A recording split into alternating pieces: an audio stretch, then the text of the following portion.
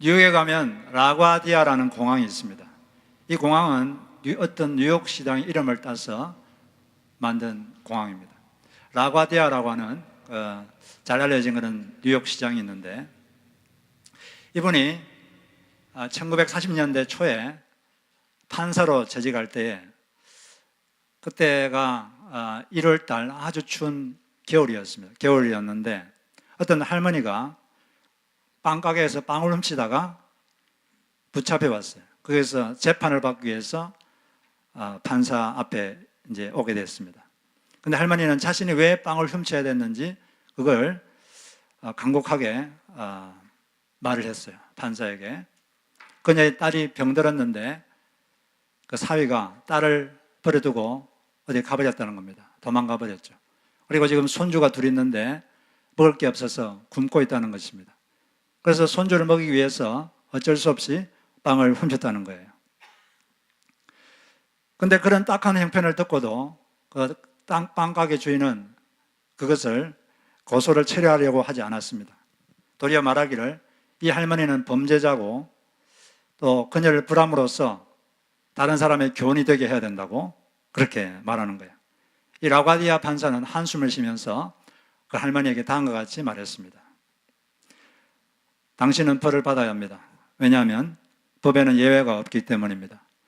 당신은 벌금형이나 또는 10일 구류형을 받아야 합니다. 당신에게는 벌금형을 내리겠습니다. 그렇게 말하고 벌금을 말한 다음에 그분이 또 이렇게 말했어요. 청중을 향해서, 그 방청석을 향해서, 이 할머니의 벌금은 제가 내도록 하겠습니다. 그리고 이 법정 안에 있는 모든 분들에게 50센트씩 벌금을 부과하겠습니다. 왜냐하면 자신의 손주를 먹이기 위해 땅을 훔쳐야만 하는 이 도시에 저와 여러분들이 살고 있기 때문입니다. 그래서 모자를 돌려서 거두었어요. 그래서 총 47불 50센트가 거쳤습니다. 그것을 그 할머니에게 주었습니다. 그리고 가서 손주들을 먹이라고 보냈어요. 그리고 그 기사가 그 다음날 뉴욕의 신문에 났습니다.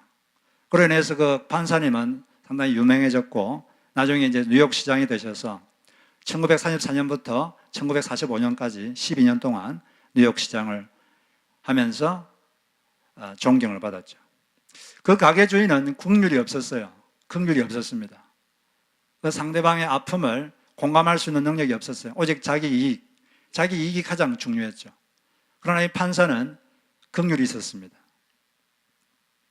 긍휼이라는 말은 무슨 말입니까? 긍휼이라는 말은 우리가 많이 쓰는 말로 자비 이런 말로 쓸 수도 있고 또는 불쌍히 여긴다 이런 말로 바꿀 수도 있습니다.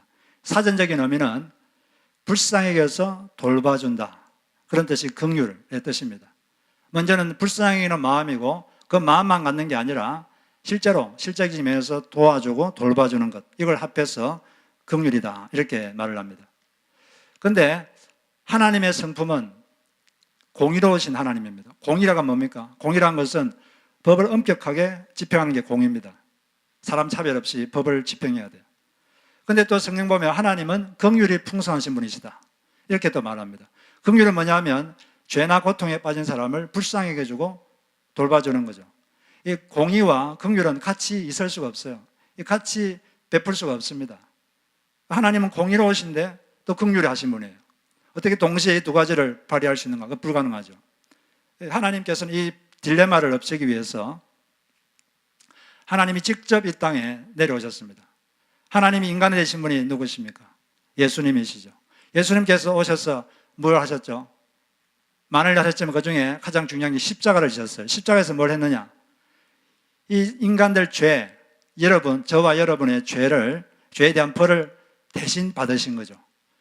벌을 받지 않으면 죄를 지었으면 벌을 받아야 하는 것이 하나님의 공이기 때문에 그렇습니다. 대신 벌을 받으시고 그리고 예수를 믿는 사람, 예수를 영접하는 사람에게는 죄를 용서해주는 그런 긍휼을 베푸셨습니다. 하나님은 지금 자기에게 나온 사람에게 많은 긍휼을 베풀고 있었는데 근데 그 긍휼은 이 예수님의 십자가의 보혈, 십자가에 쓰는 피 그것을 근거로 하고 있는 것입니다. 금방 제가 말씀드린 그 라과디아 판사는 정의로운 판사였어요. 할머니라고 해서 봐주지 않았습니다. 법을 엄격하게 집행했고 벌금형을 내렸어요. 돈도 없는 분인데 그렇게 공의롭게 재판한 다음에 근데 이 판사는 또 사랑이 많고 긍휼이 많은 분이에요. 자기가 내린 그 벌금형을 자기가 갚았습니다. 하나님이 이 일을 하신 거죠. 하나님은 공의로우시기 때문에 인간의 죄에 대해서는 엄격하게 법을 집행해야 됩니다. 그럼 법을 그렇게 재판한 다음에 하나님이 직접 천국 보좌를 버리시고 이 땅에 오셔서 대신 자신이 선고하신 그 벌을 십자가에서 받아주신 거예요. 인간을 사랑하기 때문에. 이 하나님의 긍휼, 이 하나님은 지금도 여러분을 긍휼히 여기고 계십니다. 그분은 긍휼이 많은 분이에요. 그런데 우리는 지금 이 긍휼이나 자비 이런 말을 하면 상당히 가치 있는 것으로 생각하는데 그럼 예수님 당시에는 그렇지 않았어요. 그 당시에는 이스라엘이 로마 식민지였는데 그 당시 로마에서 상당히 대중적 인기를 얻고 있었던 어떤 철학자는 다음과 같이 말했습니다. 자비심은 영혼의 병이다. 자비심이나 긍휼심이나 같은 것인데 그리고 또 이런 말을 했어요. 긍휼심이라는 것은 연약함을 표현하는 것에 지나지 않는다. 진짜 남자라면, 특히 진짜 로마인이라면 자비심이나 긍휼심은 없어야 한다. 그 당시 로마인들은 뭘 같이 계획했냐면 남자다운 용기, 엄격한 정의, 가혹한 훈련, 그리고 강력한 힘, 이게 그 당시 로마 시대의 가치였습니다. 긍휼 이런 것들은 연약하기 때문에 아주 무시했어요. 멸시당하고 그런 것이었습니다. 그리고 로마 역사의 많은 부분을 보면 많은 기간 동안 로마인들은 상당히 좀 잔인한 면이 많았어요. 아기가 태어나잖아요. 아기가 태어나면 그 아기를 아버지한테 보여줍니다. 아버지가 보여주고 아버지가 손가락을 올리면 아기가 사는 거고 손가락을 내리면 바로 그 자리에서 익사시켰어요. 보고 아버지가 보기에 약해 보이거나 마음에 안 들면 그 자리에서 이렇게 하면 그냥 익사시켰습니다. 그리고 또 그 당시 노예가 많았는데 노예는 어떤 때라도 또 어떤 이유에서라도 주인이 마음에 안 들면 바로 그 자리에 죽이고 땅에 묻을 수 있었어요. 아무런 법에 저촉되지 않았습니다. 그런 시대였고 또 이스라엘도 마찬가지로 이스라엘도 그 당시 종교 지도자들이 많았는데 종교 지도자들은 자기들이 정한 종교적 규칙에 누가 어긋나면 매몰차게 정죄했습니다. 그리고 그들에게 죄인이라는 딱지를 붙이고 그들과 상종하지 않았어요. 그들을 무시하고 인사도 하지 않고 그러겠습니다. 긍휼이 없었어요. 자비도 없었고 그런 걸 그렇게 가치 여기지 않았습니다. 바로 그런 시대에 예수님께서 말씀하시는 거죠. 긍휼히 여기는 자는 복이 있나니 그가 하나님께 긍휼을 여김을 받을 것이다. 이렇게 말을 한 거예요. 그런데 사실 우리가 다른 사람을 긍휼히 여기려면 한 가지 전제 믿음이 있어야 되는데 그게 뭐냐면 다른 어떤 것보다 사람 사랑이 제일 큰 우선 가치다. 이런 믿음이 없으면 사람을 긍휼히 여길 수가 없습니다. 많은 사람들은 이 사람이 나한테 이익이 되는가 이익이 되지 않는가 그것으로 사람을 가까이 할 것인가 멀리 할 것인가 그걸 결정합니다. 이 사람이 내가 하는 일, 자기가 하고 있는 일 이것을 성공시키는데 도움이 되는가 도움이 되지 않는가 해가 되는가 그것으로 이 사람을 가까이 할 것인가 멀리 할 것인가 그것을 결정하는 사람들이 의외로 많습니다. 자기 이익, 자기 유익이 더 우선되는 거죠. 그러나 성경에서는 무엇이 가장 가치 있는 거라고 말하고 있습니까? 고린도전서 13장에는 이것 중에 그 중에 제일은 뭐라 그랬어요? 사랑이라. 다른 게 다 있어도 사랑이 없이는 없다면 다 헛된 것이다. 사랑, 사람 사랑, 하나님 사랑, 사람 사랑 이것이 제일 큰 가치다. 이렇게 말하고 있는 거죠. 그런 마음이 있어야 우리는 다른 사람을 긍휼히 여길 수 있고 불쌍히 여길 수가 있게 되는 것입니다. 그런데 하나님은 우리를 아주 긍휼히 여기시는데 그런데 또 성경 같은 데 보면 하나님께서 이스라엘 민족을 긍휼히 여기지 않았다 이런 부분이 있어요. 예레미야 애가 2장 2절을 보면 하나님이 그들을 긍휼히 여기지 않고 바벨론 군대로 쳐들어오게 해서 그들이 고통받게 내버려 두셨다 이런 부분이 있는데 왜 그러냐는 이스라엘 민족들이 끊임없이 우상을 숭배하고 하나님께 등을 돌리고 고의적으로 불순종에 빠져 있었기 때문에 그들을 다시 하나님께 되돌아오도록 그들이 회개하고 그들을 회복시키기 위해서는 하나님께서 그들에게 긍휼을 잠시 철회시켰습니다. 좀 더 장기적인 면에서 본 거죠. 그래서 우리가 긍휼을 베풀 때는 지혜가 같이 가야 돼요. 긍휼과 지혜는 같이 가야 됩니다. 그냥 하나님은 불쌍하다고 무작정 이렇게 사람을 도와주지 않아요. 장기적으로 보시는 거죠. 예를 들어서 요셉이, 하나님이 요셉을 되게 사랑했거든요. 근데 요셉은 아주 억울한 일이 많았어요. 성경 창세기에 나오는 요셉. 그냥 억울하게 인신매매당해서 다른 나라 가가지고 노예가 되고, 또 거기서 모함 당해서 2년 동안 감옥에 갇히고. 하나님은 요셉을 되게 사랑했는데, 사랑하는 사람이 그렇게 고통받으면 얼마나 가슴이 아프겠습니까? 여러분들도 자식이 고통받으면 가슴이 짠하고 괴로운데, 하나님도 너무 가슴이 아팠는데, 그런 일정 기간 동안 하나님은 그냥 가만히 계셨습니다. 그걸 다 경험하도록. 왜냐하면 요셉은 앞으로 이 애굽의 총리가 되어서 이 세상을 구원할 일을 할 사람이기 때문에, 그런 일을 하려면 바로 그런 과정이 필요했기 때문에 하나님은 고통스러웠지만 그냥 보고 계셨던 거죠. 다윗도 마찬가지입니다. 다윗도 자기 충성했던 왕에게 질투를 받아서 12, 13년 동안 쫓겨다녔는데, 그때 다윗이 하나님께 자주 기도했죠. 하나님, 왜 침묵하십니까? 왜 가만히 계십니까? 그때 하나님이 얼마나 마음이 아팠겠어요. 다윗을 사랑했는데 얼마나 마음이 아프겠어요. 그러나 하나님은 일정 기간 동안 그냥 가만히 계셨어요. 왜냐하면 그게 필요하니까. 왜냐하면 앞으로 이 다윗이 이스라엘 왕이 돼야 되는데, 이 성공한 왕으로 만들려면 그런 과정이 필요했거든요. 그런데 다윗의 바로 앞에 왕, 사울 왕은 이런 과정이 없었습니다. 역경이 없었어요. 그냥 바로 왕이 됐어요. 그러니까 처음에는 잘하는 것 같은데 조금 권력이 들어가니까, 권력욕이 생기니까 금방 하나님을 불순종하고 교만해져서 결국은 실패한 왕이 되버리고 말았던 거죠. 그래서 성공한 왕이 되도록 하기 위해서 하나님은 마음이 아팠지만 긍휼이 많은 분이기 때문에 마음이 얼마나 아프겠어요. 그러나 그걸 참았습니다. 우리 사람에게 긍휼을 베풀 때도 장기적인 안목에서 지혜를 봐야 돼요. 장기적인 안목에서 이 사람에게 뭐가 유익한가, 그걸 봐야 되는 거죠. 지난주에 고창환 선교사님이 저희 교회에 오셨는데, 그분이 지금 멕시코 빈민들을 돕고 있는데, 그분이 하는 말이 뭐냐면, 멕시코 빈민들 불쌍하다고 그냥 가서 그냥 돈 주고 물건 주고 이렇게 하면 그 사람들을 스포일 시킨다는 거예요. 이 자립신앙이 없어진다는 겁니다.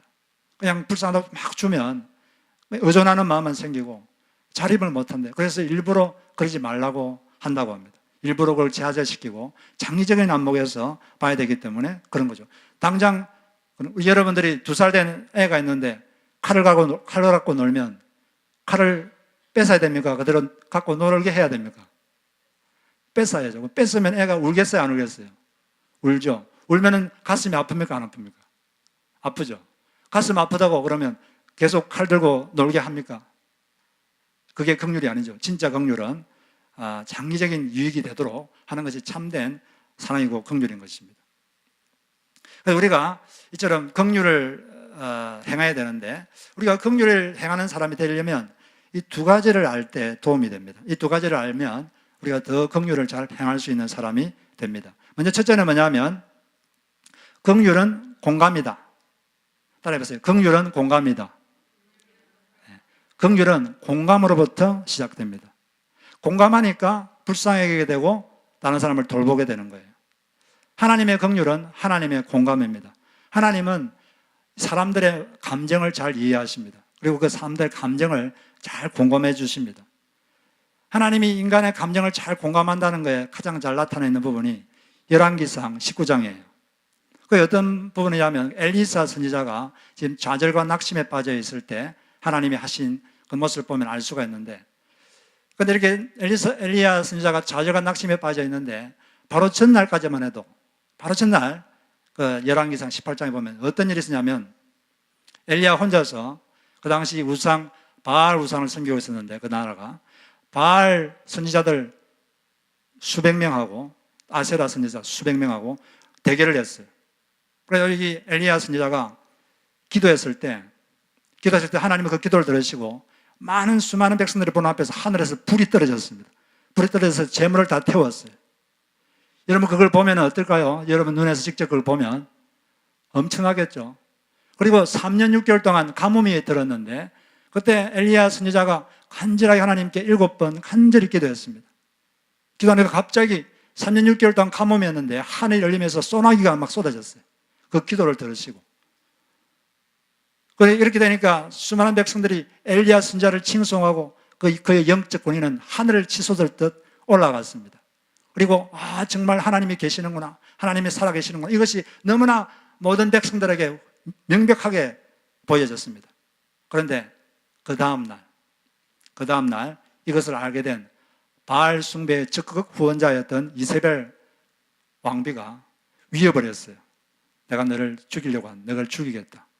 위협을 하는 순간 이 엘리야는 두려움에 휩싸였습니다. 겁이 났어요. 겁이 나서 도저히 있을 수가 없어요. 그래서 도망쳤습니다. 어디로 도망쳤느냐? 광야로 도망쳤어요. 광야는 사람이 안 사는 곳, 아무도 없는 곳에 도망쳤어요. 그래서 도망쳐가지고 어떤 나무 밑에 혼자 앉아가지고 열왕기상 19장 4절을 보면 이렇게 되어 있습니다. 엘리야는 홀로 광야에 들어가서 하룻길을 더 걸어 어떤 로뎀 나무 아래로 가서 거기 앉아서 죽기를 간청하며 기도하였다. 주님, 이제는 더 바랄 것이 없습니다. 나의 목숨을 거두어 주십시오. 나는 내 조상보다 조금도 나을 것이 없습니다. 죽여달라는 거예요. 죽고 싶다는 거예요. 완전히 낙심과 우울에 처해 있습니다. 그때 천사가 나타났어요. 천사는 하나님이 파송해서 간 거죠. 천사가 무슨 행동을 했는데 그것은 하나님이 시켜서 한 거죠. 하나님이 그러면 그때 엘리야에게 어떻게 했느냐? 먼저 낙심에 빠져있는 엘리야에게 음식을 먹였어요. 떡하고 물을 먹였습니다. 그 다음에 잠자게 했어요. 잠자고 또 일어나니까 또 음식을 먹였어요. 또 잠이 들었어요. 이렇게 아무 말도 하지 않으시고 그냥 토닥토닥 거려주시고 기운을 회복할 수 있도록 그렇게 했습니다. 천사가 다음과 같이 하지 않았어요. 우리는 생각에 다음과 같이 해야 될 것 같은데 그렇게 하지 않았어요. 하나님이 이렇게 하지 않았습니다. 이런 못난 녀석 같으니라고. 내가 어제만 해도 말이야, 하루 전만 해도 너의 기도를 듣고 내가 하늘에서 불을 내려주고 너의 기도를 듣고 하늘에서 갑자기 소나기가 내리게 가게 했는데 그걸 너의 눈으로 똑똑히 보고도 이렇게 한 여자의 위협을 받고 이렇게 너가 겁이 많느냐? 내가 정말 부끄럽구나. 그러면서 너가 선지자라고 할 수 있느냐? 누가 너에게 물어보면 나를 모른다고 하여라. 그렇게 할 수 있잖아요. 아니, 그래도 명색이 선지자인데, 구약 성경에서 가장 위대한 선지자인데, 그 여자가 위협했다고 겁나가지고 벌벌벌 떨고, 에이, 못난 놈아. 그렇게 할 수 있는데, 하나님은 그렇게 하지 않았어요. 그냥 토닥토닥 두드려주고, 내가 낙심했구나. 내가 좌절했구나. 내가 너의 마음을 안다. 내가 좌절했으면 그 좌절할 만한 이유가 있다. 공감이라는 건 뭐냐면, 상대방의 어떤 감정이 있으면 그 사람은 그런 감정을 가질 만한 이유가 있다. 이렇게 인정하는 거예요. 그 사람이 낙심해 있으면 당신은 당신 상황에서 낙심할 만한 충분한 이유가 있습니다. 당신은 낙심할 수 있습니다. 좌절해 있으면 당신은 좌절할 만한 이유가 있습니다. 그걸 인정하는 거예요. 그거 가지고 왜 좌절해? 그거 가지고 왜 낙심해? 이건 공감이 아니죠. 그건 비난이죠. 하나님은 우리가 어떤 감정을 가지든지 너는 그럴 만한 이유가 있다. 너 형편에서는, 너 입장에서는 그럴 수 있다. 인정해 주시고 우리 감정을 공감해 주십니다. 이 하나님께서 인간이 다 보셨거든요. 하나님이 인간이 되신 분이 누굽니까? 예수님이시잖아요. 예수님은 우리가 겪는 걸 다 겪었어요. 우리와 똑같은 몸을 갖고 사셨기 때문에 인간이 갖는 감정을 다 겪어보셨습니다. 그렇기 때문에 우리를 잘 공감하시고 우리 어떤 아픔이 있든지 잘 공감하시는 분이에요. 그래서 여러분들이 마음이 아프면 하나님께 가가지고 여러분 감정을 그대로 말씀하세요. 그러면 하나님께서 그 임재하셔서 여러분의 마음을 만져주시고 여러분을 다시 회복할 수 있도록 그렇게 해주십니다. 시편 103편 13절 14절 보니까 아버지가 자식을 긍휼히 여김같이 여호와께서는 자기를 경외하는 자를 긍휼히 여기시나니 이는 그가 우리의 체절을 아시며 우리가 단지 먼지뿐임을 기억하시미로다. 사람은 어떤 부정적인 감정이 있을 때 이 감정이 출구를 찾지 못하면 정신이 병이 될 수 있습니다. 심리학에는 방어기제라는 말이 있는데 사람이 마음이 불안해지고 그러면 이 불안을 없애기 위해서 여러 가지 다양한 방식으로 자기를 방어합니다.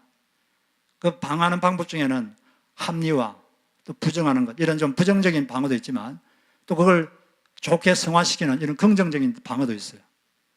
그런데 그 마음의 불안, 이런 걸 제대로 방어를 못하면 어떤 힘든 일이 벌어져가지고 이걸 정신이 제대로 방어를 못하면 그때 정신이 확 병이 들어버려요.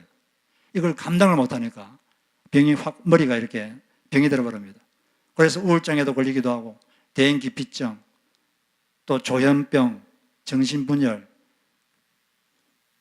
강박증, 섭식장애, 불안장애 이런 것들에 걸려 있어요. 2016년도에 미국의 그 국립정신건강연구소에서 조사를 했는데 미국인 5명 중에 1명, 약 20%가 이 정신질환으로 고통받고 있다고 합니다.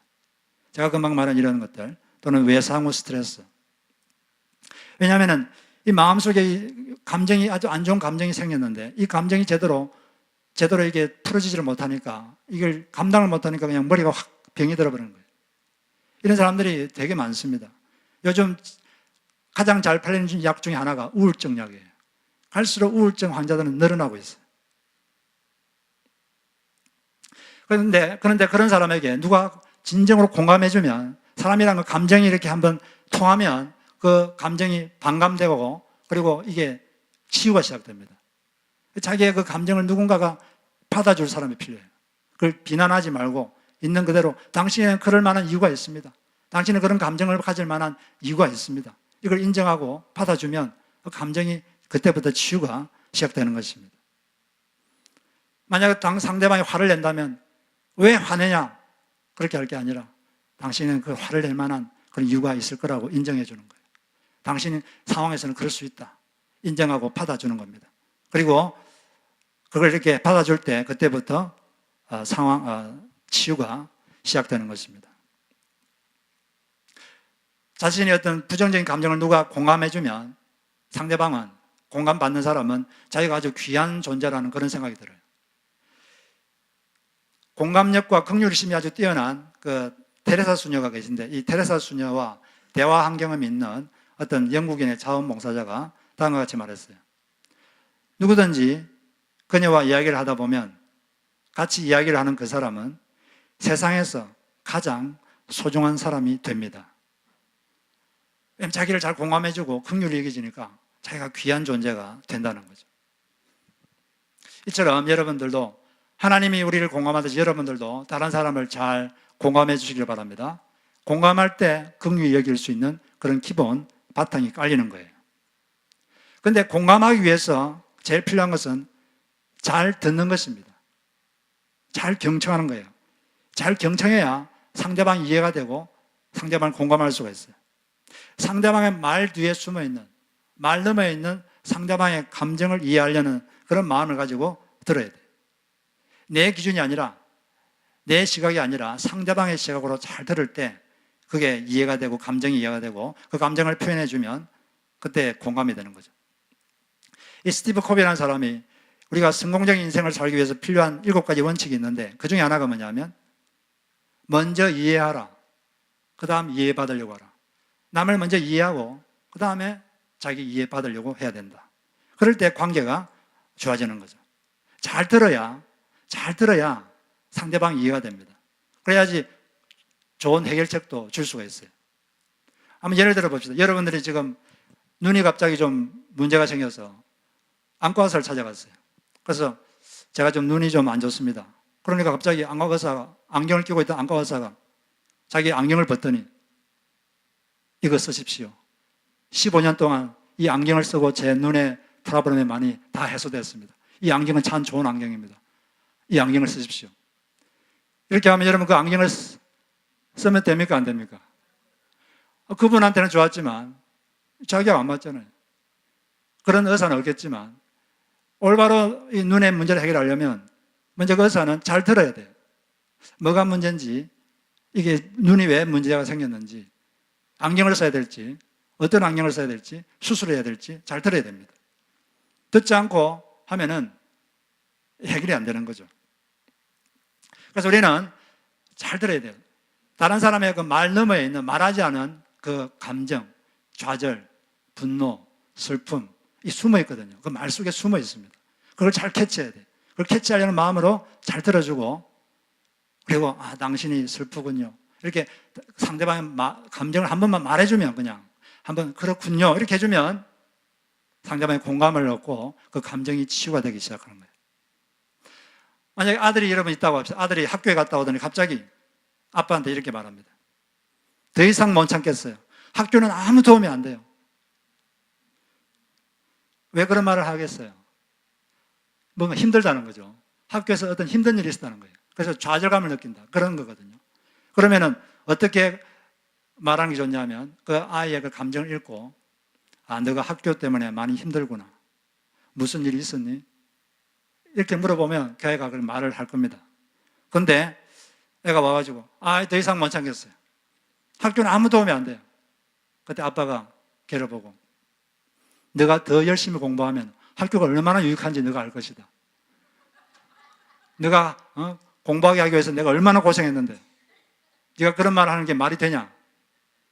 이렇게 하면 그 아이는 이 자기의 감정을 좀 전달하고 싶고 아버지하고 소통하고 싶은데 그게 탁 막혀버리니까 알겠어요 하고 문 닫고 그냥 집에 자기 방에 들어가 버려요.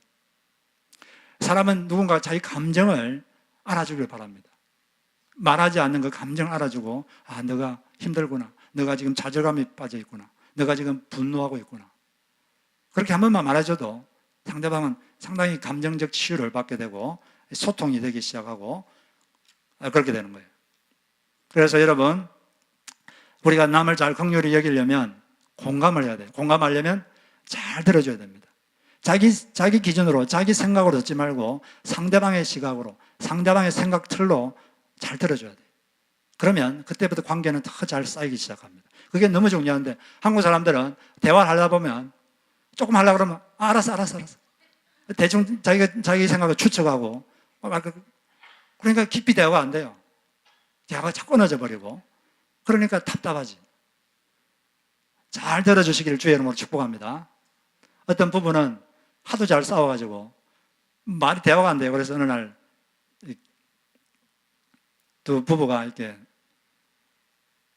카페 가가지고 지금 30분 동안 한 사람이 말하고 다른 사람은 절대로 말하지 말고 잘 듣기로 하자. 그렇게 딱 약속을 했어요. 그래가지고 이제 아내가 먼저 30분 동안 이야기하도록 내버려뒀어요. 그전에는 한 1분만 이야기하면 남편이 들어가가지고 알았어 이렇게 했는데 30분을 잘 들어줬어요. 듣고 보니까 남편이 내 아내가 이런 어려움이 있었구나. 근데 아내를 그때부터 진짜 그때 이해하기 시작했다고 합니다. 그리고 또 남편이 30분 이야기하니까 아내가 들어주고, 그러니까 더 이상 그때부터 이렇게 싸울 일이 없었다 이런 이야기 들었는데, 우리가 잘 들어줌으로써 공감하고 남을 긍휼히 여기는 우리가 돼야 될 줄로 믿습니다. 두 번째로 우리가 우리 다른 사람을 긍휼을 여기는 사람이 되려면 이걸 알아야 되는데, 자신이 하나님의 긍휼을 받을 필요가 있다고 믿는 사람은 남에게 긍휼해야 된다. 왜냐하면 하나님께서 말씀하시길 긍휼을 베푸는 자가 긍휼 여김을 받는다 이렇게 말씀하셨기 때문입니다. 우리 모두는 다 하나님께 불쌍히 여김을 받을 필요가 있습니다. 하나님께 긍휼히 여김을 받을 필요가 있어요. 우리가 하나님께 긍휼히 여김을 못 받으면 우리는 구원도 못 받아요. 우리가 어떤 필요가 있어서 하나님께 기도할 때 하나님이 왜 그 필요를 채워주느냐? 우리가 불쌍하니까. 우리를 긍휼히 여기셔서 채워주는 거예요. 우리는 앞으로 계속 하나님께 긍휼히 여김을 받을 필요가 있습니다. 자기가 앞으로 하나님께 긍휼히 여김을 받을 필요가 있다고 믿는 사람은 다른 사람에게 긍휼히 여겨야 돼요. 왜냐하면 다른 사람에게 긍휼히 여기는 사람이 하나님께 긍휼함을 받는다 이렇게 말했기 때문입니다. 이런 비슷한 말씀이 다른 데도 있는데 마태복음 6장 14절 15절 보면, 너희가 사람의 잘못을 용서하면 너희 하늘 아버지께서도 너희 잘못을 용서하려니와 너희가 사람의 잘못을 용서하지 아니하면 너희 아버지께서도 너희 잘못을 용서하지 아니하시리라. 다른 사람을 용서할 때 하나님의 더 큰 용서를 체험한다는 거죠. 또 마태복음 25장에는 예수님께서 이렇게 말씀했습니다. 지극히 작은 자 하나를 불쌍히 여기고 돌봐준 것이 곧 예수 그리스도께 한 것이다. 그렇게 인정해 주시고 거기에 상을 주신다. 이렇게 말씀했습니다. 그리고 야고보서 2장 13절에는 긍휼을 행하지 아니하는 자에게는 긍휼 없는 심판이 있으리라. 긍휼은 심판을 이기고 자랑하느니라.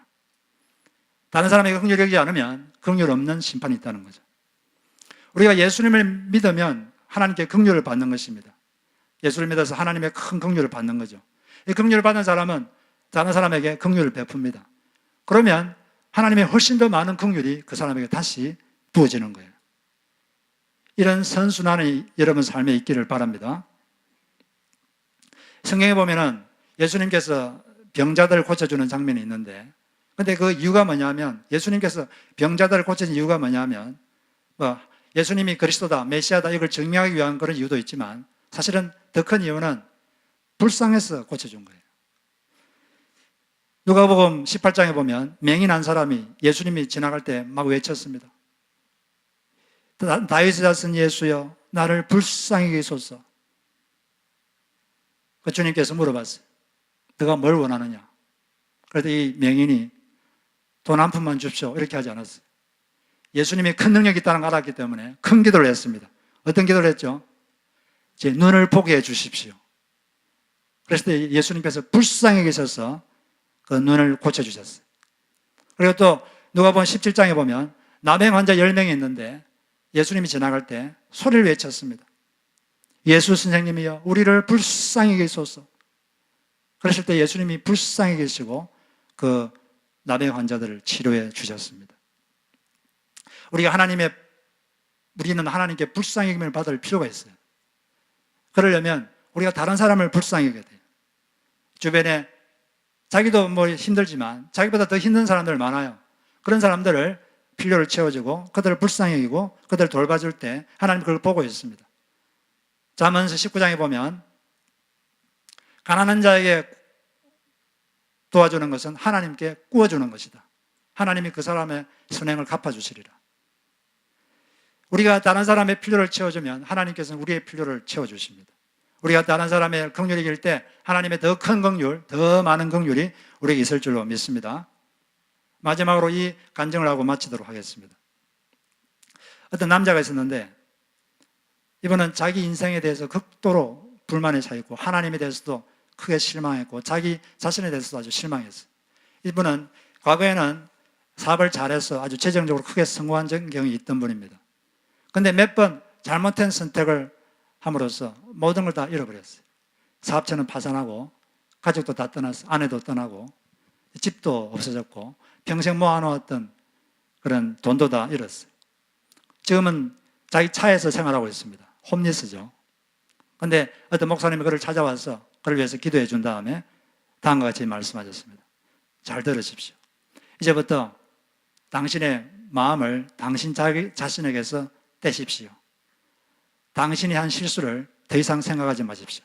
이미 잃어버린 것들에 대해서는 더 이상 생각하지 마십시오. 만약 당신이 다시 행복해지기를 원한다면, 다시 회복되기를 원한다면 관심 대상을 바꿔야 합니다. 당신에게 자신에 너무 집착하지 말고 나가서 당신보다 더 어려움에 빠져 있는 사람을 도우십시오. 씨를 뿌려야 거둘 수 있습니다. 당신의 문제가 아무리 커 보여도 당신보다 더 큰 어려움에 빠져 있는 자들이 있습니다. 당신보다 더 거친 길을 가고 있는 사람도 있습니다. 당신보다 더 가슴 아픈 사연을 가진 사람들도 있습니다. 그 사람에게 당신은 영향을 끼칠 수 있습니다. 그들의 삶의 짐을 더 가볍게 해줄 수 있습니다. 누군가에게 당신은 새로운 희망을 줄 수 있습니다. 이렇게 고민하자 그 남성은 그렇게 하기로 약속했어요. 그 목사님께서 교회 몇몇 분하고 그걸 연결시켜 줬습니다. 그때부터 그분은 그전에는 차 안에서 자기 과거에 실패한 거 막 생각하면서 맥이 빠져가지고 아무것도 안 하고 아무것도 흥미도 없고 그냥 그 차에서 있었는데 차에서 나와서 그때 교회 사람들하고 마약 중독자들을 돕기 시작했습니다. 그들의 친구가 되어줬고 그들의 아픔을 경청해줬고 또 그들을 격려하고 기도해 주었습니다. 그리고 희망을 북돋아줬어요. 그러고 나서 몇 주 후에 다시 그 목사님을 만났는데 목사님이 몇 주에 만났을 때 그분이 이렇게 말했어요. 목사님, 저는 지난 2주 동안 코케인 중독자들을 도왔습니다. 전 제 인생에서 이렇게 기뻤던 적이 없습니다. 너무나 보람이 찹니다. 지금까지 저는 저의 전 인생을 저 자신만을 위해서 살았습니다. 저의 직업적 성공을 위해서만 살았습니다. 내가 하고 싶은 일, 나를 행복하게 할 것이라고 생각되는 일들만 하고 살았습니다. 그러나 이제 정말 무엇이 중요한지 깨닫게 되었습니다. 이렇게 말하고 또 하는 말이 그 주간에 누군가가 자기에게 일자리를 주었다는 거예요. 그래서 새롭게 일자리를 얻게 됐습니다. 그 일자리를 얻었기 때문에 이제 이 차에서 나가서 이제 아파트에 들어가려고 지금 준비 중이라는 거예요. 그대로도 계속 이분에게 아주 좋은 일들이 생겨서 그런 홈리스 생활을 청산하고 아주 좋은 삶을 살게 됐다고 합니다. 하나님은 긍휼히 여기는 사람을 더 큰 긍휼을 부어주십니다. 다른 사람에 공감하시고 다른 사람을 긍휼히 여기시기를, 불쌍히 여기시고 돌봐주시기를 바랍니다. 무엇보다도 우리가 많은 사람을 불쌍히 여기게 되겠지만 무엇보다 영적으로 하나님을 떠난 사람, 이런 사람의 영적 긍휼이 필요해요. 우리가 죽은 사람 보면 슬프잖아요. 영적으로 죽은 사람 보고 우리가 더 슬퍼야 됩니다. 죽었다는 게 뭐죠? 몸에서 영혼이 떠난 게 죽은 건데, 어거스틴이 다음과 같은 말을 했어요. 만일 내가 영혼이 떠나버린 시체를 보고 슬퍼 운다면 하나님을 떠난 영혼을 위해서도 슬피 울어야 하지 않겠는가? 하나님을 떠나 있는 영혼들, 그들을 위해서 기도하시고 섬기시고 그들을 불쌍히 여기시고 그들을 위해서 그들을 돌보시는 여러분 되시기를 바랍니다. 그래서 남을 긍휼히 여기시는 그런 분들 되셔서 하나님의 긍휼을 더 풍성히 받는 여러분 되시기를 주의 이름으로 축복합니다.